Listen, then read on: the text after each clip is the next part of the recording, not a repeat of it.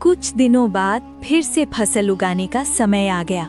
चलो उस लालची जमींदार से आज फिर से मुलाकात करती हूँ और उससे ठेके पर जमीन लेकर फिर से फसल उगाती हूँ और देखती हूँ कि इस बार वो जमींदार शर्त में अपना कौन सा खुराफाती दिमाग लगाता है।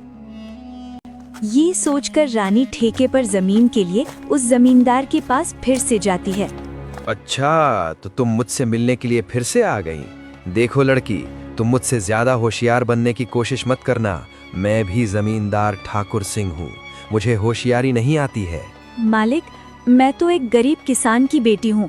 होशियार तो आप लोग हैं जो गांव के गरीब किसानों की मजबूरी का फायदा उठा रहे हैं। अपनी जुबान पर काबू रखो रानी। ये तुम क्या बोले जा रही हो? जिस काम के लिए आई हो वो बात करो। यहाँ ज्यादा ज्ञान बांटने की जरूरत नहीं है। ठीक है मालिक, चलिए काम की बात करते हैं। मुझे इस बार भी आपकी जमीन ठेके पर चाहिए। बताइए मालिक, इस बार आपकी क्या शर्त है? हाँ, शर्त तो है। तू खुद को बड़ा होशियार समझती है ना लड़की। इस बार फसल का ऊपर का और नीचे का हिस्सा मेरा होगा और बीच का हिस्सा तेरा होगा। अब बोल, क्या तुम्हें मेरी ये शर्त मंजूर है? बिल्कुल मंजूर है मालिक, जैसा आप कहें। अच्छा ठीक है मालिक, तो अब मैं चलती हूँ, मुझे फसल उगाने की तैयारी भी करनी है। लालची जमींदार की बात मानकर रानी अपने घर चली जाती है और वो फिर से फसल उगाने की तैयारी में लग जाती है और इस बार वो गन्ने की फसल लगाती है। रानी बेटा, इस बार तुमने खेत में कौन सी फसल लगाई है? पिताजी, इस बार मैंने गन्ने की फसल लगाई है। फसल काफी अच्छी हुई है। इस बार भी आमदनी अच्छी होगी पिताजी। ये तो बहुत अच्छी बात है बेटा, तुम बस ऐसे ही मेहनत करती रहो। कुछ महीनों बाद लालची जमींदार और उसका नौकर दोनों रानी के पास आते हैं। मालिक, इस बार तो रानी का दिमाग ही चकराने वाला है।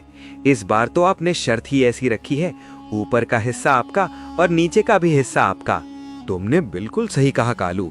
इस बार मैंने अपने दिमाग का 100% उपयोग करके ब्रह्मास्त्र छोड़ा है। मैं भी अब देखता हूँ वो किसान की बेटी रानी कैसे बचती है।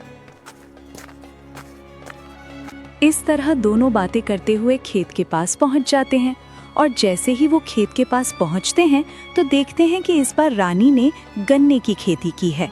मालिक, ये रानी तो आपकी भी अम्मा निकली। देखिए जरा, इस बार उसने कौन सी फसल लगाई है। अरे ये क्या, इस रानी में तो इस बार गन्ने की फसल लगाई। अब बताओ भला, ऊपर का और नीचे का हिस्सा मेरा होगा और बीच का हिस्सा उसका होगा। मतलब इस बार भी मेरे हिस्से में घास फूसी आनी है। मैं इस बार भी बेवकूफ बन गया, मान गया इस किसान की बेटी के दिमाग को। अरे मालिक, आइए आइए, कैसे हैं आप दोनों? आपस में क्या खुसुर फुसुर कर रहे हैं? अरे वाह, एक तो चोरी ऊपर से सीना जोरी। तुमने मुझे इस बार भी बेवकूफ बना दिया ना। नहीं मालिक, जरा मुझे भी तो बताएं कि मैंने आपको क्या बेवकूफ बनाया है। मालिक, आप तो गांव वालों को बेवकूफ बनाते हो।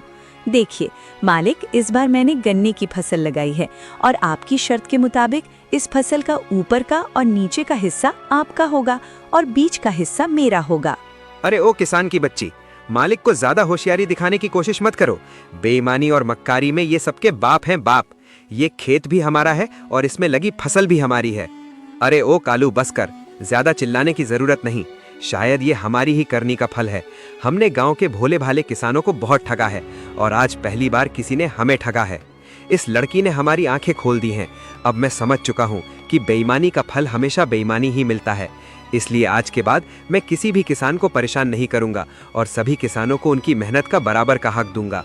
जितनी भी किसानों की जमीन मेरे पास गिरवी है, मैं उनको सारे कागज वापस कर दूंगा और कभी भी उनकी गरीबी और लाचारी का फायदा नहीं उठाऊंगा। मालिक, आपने तो ये बहुत अच्छी बात कही है। एक किसान दिन रात मेहनत करता है अपने परिवार के लिए, मगर ना ही कभी वो अच्छे कपड़े पहनता है और ना ही कभी वो अच्छा खाना खा पाता है। अपने परिवार का पेट भरने के लिए वो दिन रात अपना पेट जलाकर खेतों में मेहनत करता है। ऐसे में इन गरीब किसानों के साथ बेईमानी करना और उन्हें तकलीफ देना अच्छी बात नहीं है। इसलिए इनका हक तो इन्हें मिलाना ही चाहिए। आप इनको इनकी जमीन वापस लौटा दीजिए मालिक, और अभी भी समय है, सच्चाई के रास्ते पर आ जाइए, नहीं तो आपको इससे भी बड़ा नुकसान झेलना पड़ सकता है। इस तरह रानी अपनी मेहनत और होशियारी से लालची जमींदार को सच्चाई के रास्ते पर वापस ले आती है। जमींदार ठाकुर सिंह ने वहां के किसानों की जमीन और उनका पैसा उनको वापस कर दिया। उस दिन के बाद वहां के किसान खुशी खुशी रहने लगे और किसी भी जमींदार ने किसी भी किसान का हक नहीं मारा।